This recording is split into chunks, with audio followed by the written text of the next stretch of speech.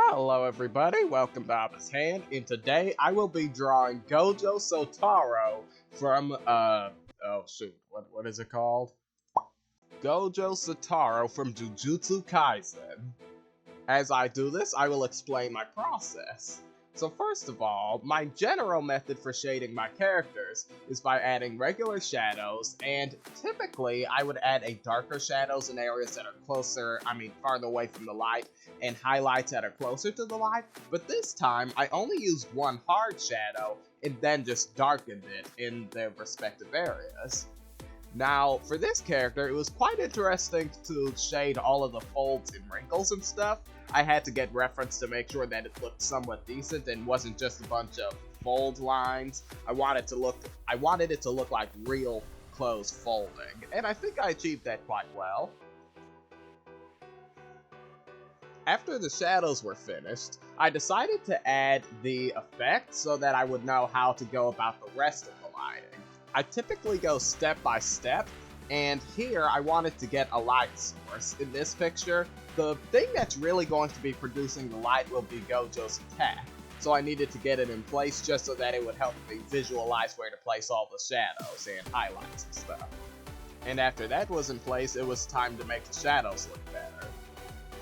Just like in real life, I added darker shadows in any crevices or creases, or wherever light is even more shielded. And after I get done with the shadows, I'm going to start doing the highlights. The shadows I just feel is like the B before the C. I usually do these things in a pattern. And as for the hair, I wanted it to make it look nice and fluffy and hair-like. So as you can see, I added lines going upward following the direction of the hair in order to make it look like actual strands. Then I used the smear tool to randomize it a little bit and make it look more like actual hair fluff and less just like a whole bunch of lines. In here, I was considering adding a highlight, however, I changed my mind and added the background to help me visualize the aesthetic of what kind of light would be hitting Gojo. Of course, the light that's coming from his attack is already purplish, but I wanted to add a highlight as a secondary light source, kind of to add a little bit more flair to the picture. Kind of struggled with that a little bit, getting it to look good and decide what technique to use, but I got it eventually. I also almost forgot to color the actual light that was hitting Gojo purple, since, as I mentioned, the light source is purple. And, as you can see, going with that same thing, I'm now doing the highlights on the clothes, making it look nice like shiny rubber. I just think it looks beautiful when a surface is reflective, and less just flat.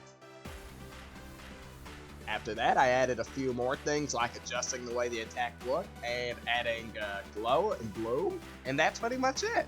Thank you so much for watching. Please like and subscribe and hit the bell.